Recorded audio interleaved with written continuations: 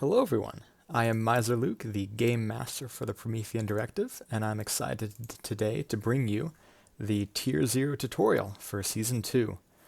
I've spent a lot of time working on this, and I know you all have spent a lot of time working on your nations, so we're all excited for this, and let's get started. You'll find yourself first opening the sheet on the Turns page, but we're going to go straight away to the Civilian tab at the bottom here. The first step is to select your start. Are you a developing country, a developed, or an advanced? Generally means low, medium, and high technology.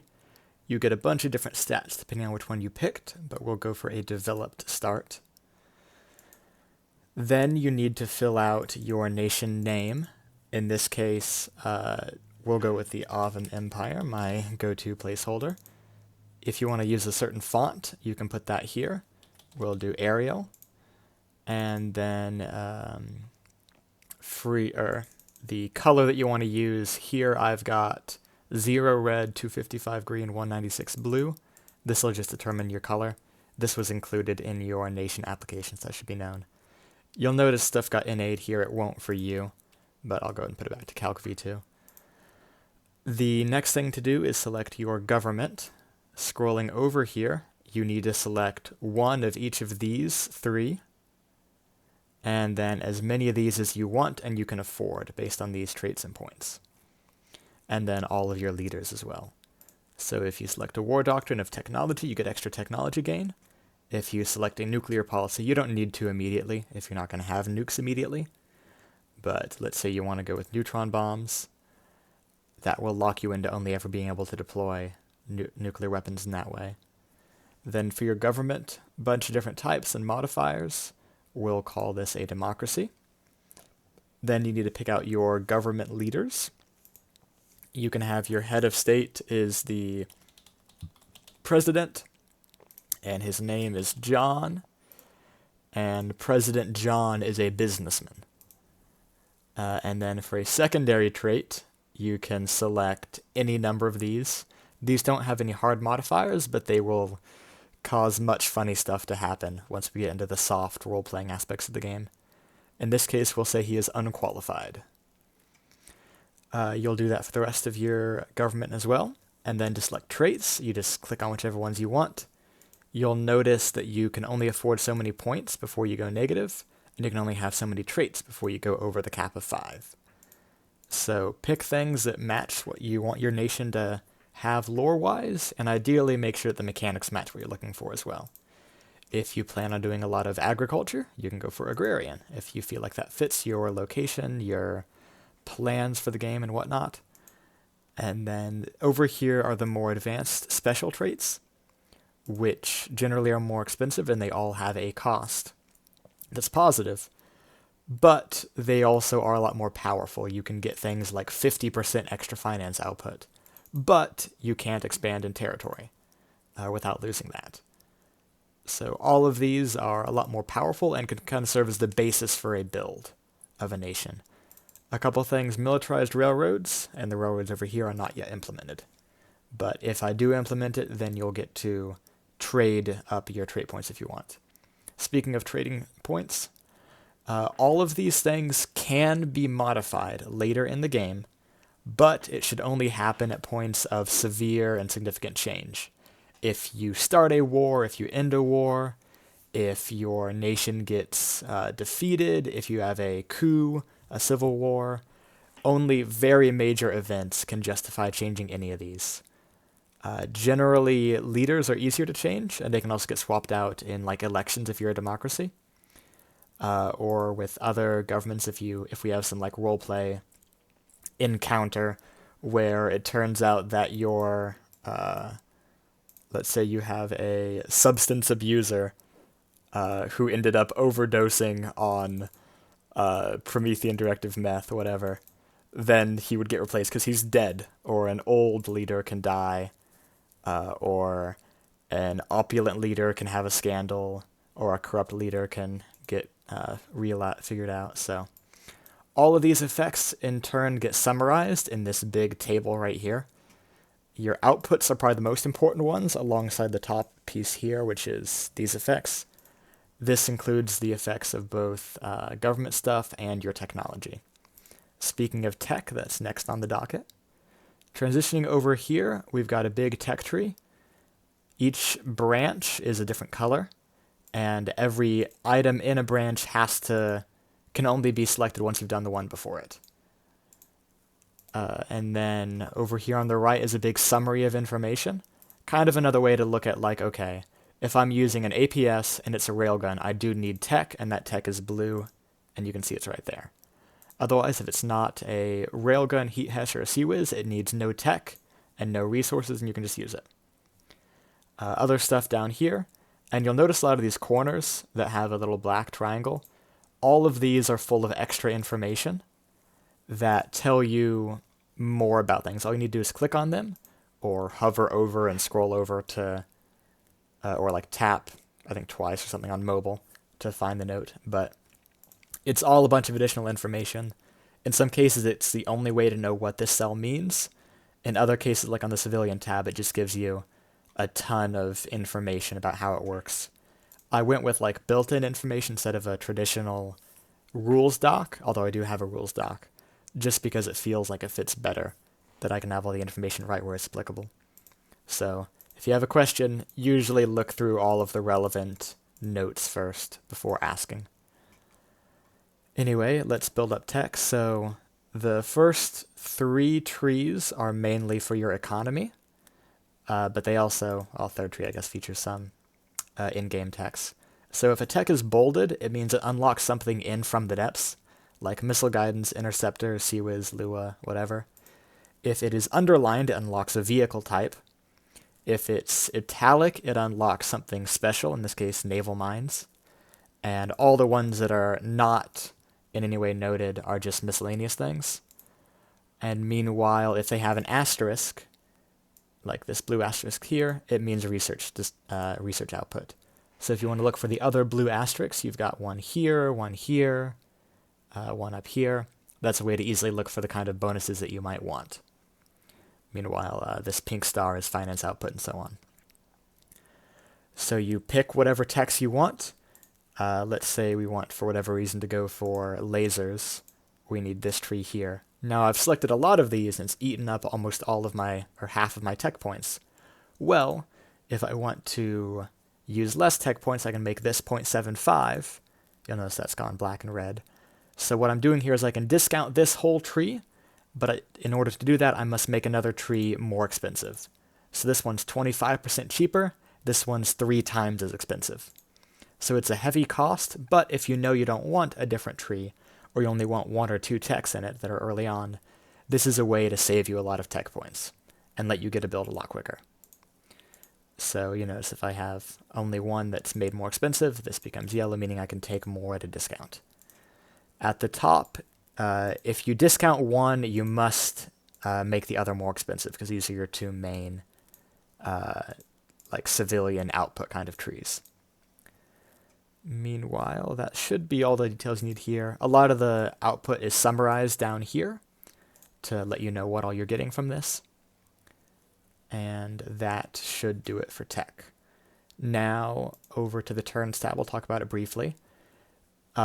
Everything up here you very rarely need to interact with. This just tells you information about what's going on. The darkest number here tells you what the current turn is. We're on turn 0.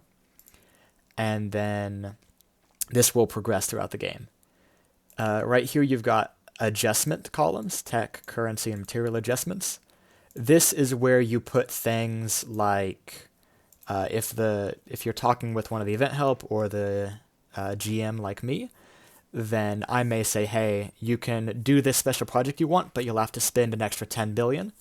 So you'll end up putting minus 10 billion in the current turn and put a note special project.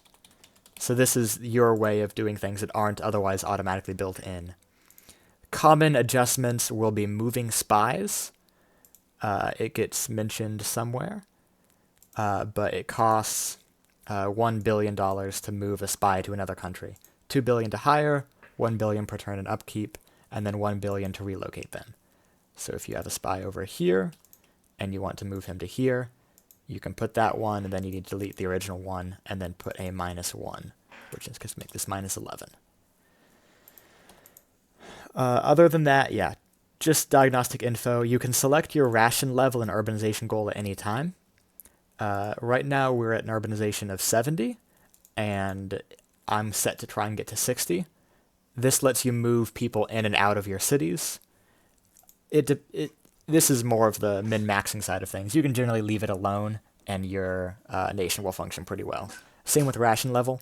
If you're running low on food, you'll want to decrease it. If you have a lot of food, you'll want to increase it. When you increase it, you get more population growth. When you decrease it, you get less. Also note, we're losing a lot of food. That's because this spreadsheet hasn't gotten information from the map yet. So sometime during the first week as we prepare, I will start running the code to let you know how much rural population and how much arable land you have, and that will get filled in, and you'll suddenly see that you actually have food income at that point. You've got a summary of your turn and currency research materials right here. And then down here is a big array of information. All of the nations are summarized on the left, their government types, and then your relationships with them.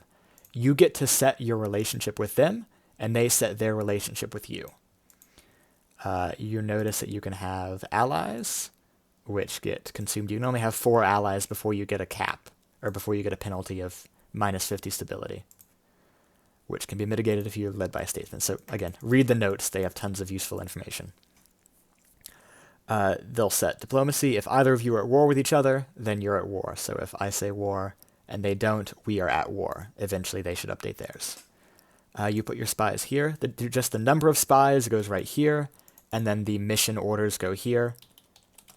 If you want to assassinate this person's leader named John, for instance. But anytime you put an order here, if you want it to actually get done, please ping the game master or your local regional helper, because I'll be honest, I do not look at this at all. I just respond to pings once we get into the game of things. So put a mention, put a screenshot of here saying what nation, how many spies, what their mission is, and any extra details. The more details you provide, the better a chance you'll have at succeeding, especially if those details make sense. Meanwhile, here is where you can do trade. If we want to pay Sloman V2 $1 billion, it will get subtracted from our money, and then he will see it show up in this gray column on his sheet. It's all automatic. If you send it, they get it. They can't in any way get it from you unless you send it. So a big improvement from last year. Same way you can send 1,000 materials, you can send food, fuel, natural, whatever. You put these, they get subtracted from your stuff, and they go to your friends. Or other nations, they may or may not be friends. And then you can import from the market itself. So this won't come from or go to any other individual nation. This is the open market trade. But you have a set price here, so you may not get a good deal. So you can buy 1,000 materials for 0.4 billion from the market.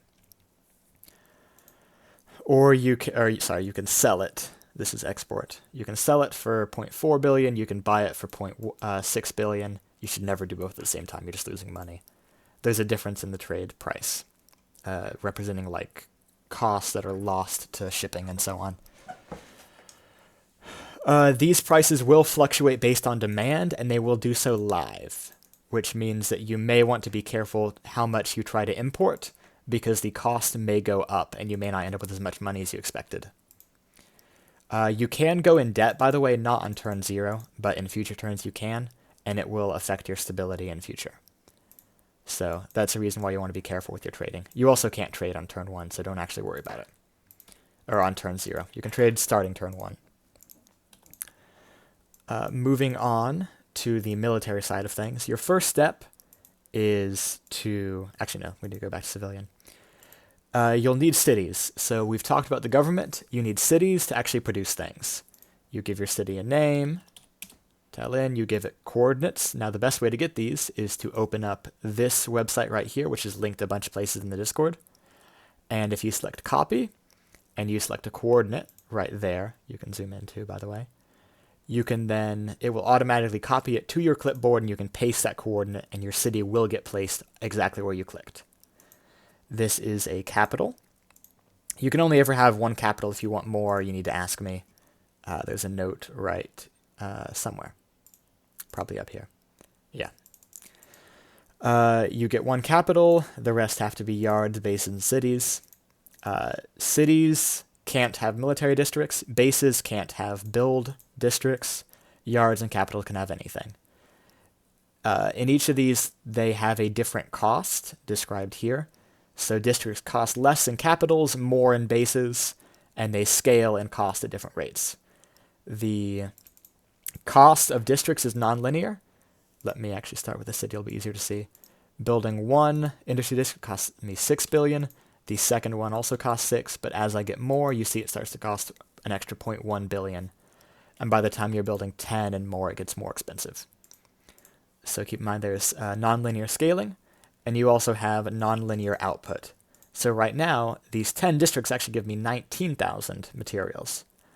But if I build more districts over here, my population is getting spread out, so that will get decreased in amount. This is represented by your district utilization.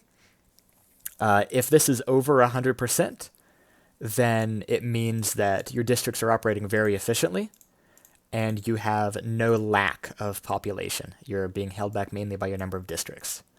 If it gets below 100%, then it means that you are going to start being more limited by population and productivity than you are by this. If you're not trying to try hard your economy, you really don't need to ignore it. Just build the districts you want, and you'll get output from them, and all will go well.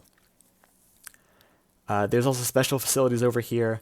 Read the notes and read where they get unlocked on the tech side.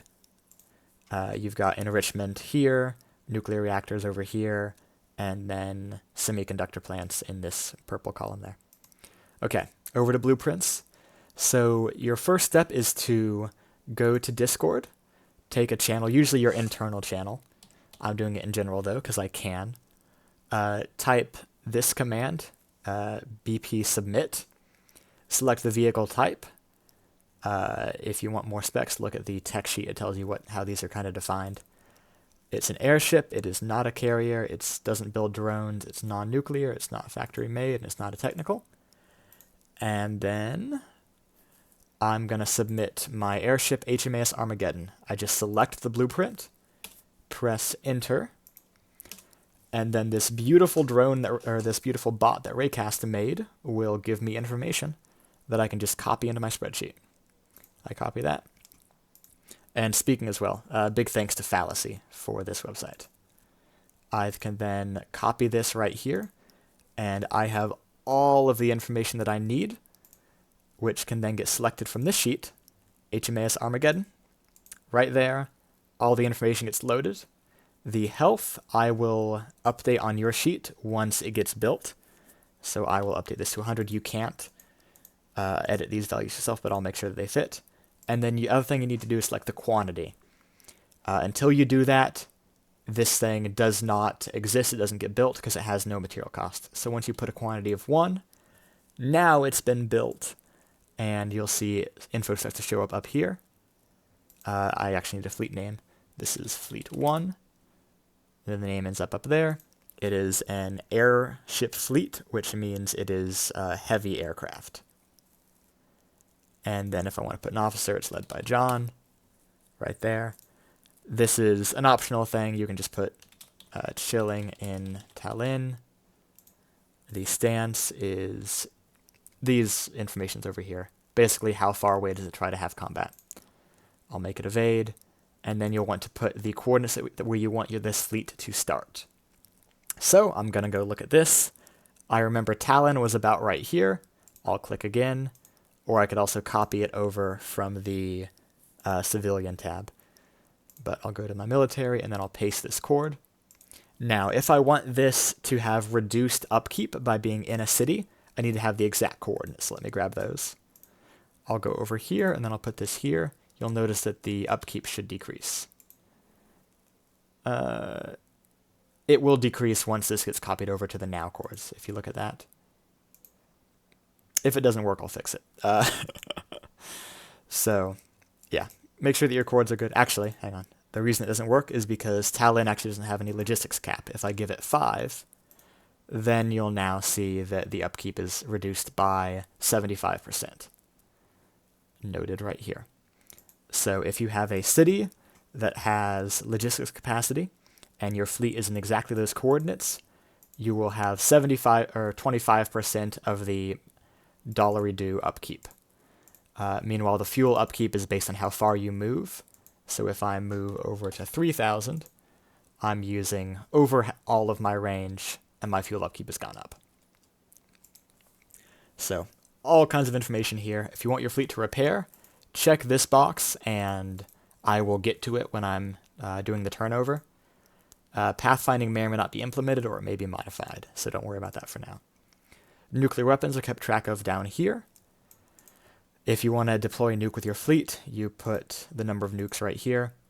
This is usually not going to be relevant for turn 0, though, except for fissionistic contingents. Congrats.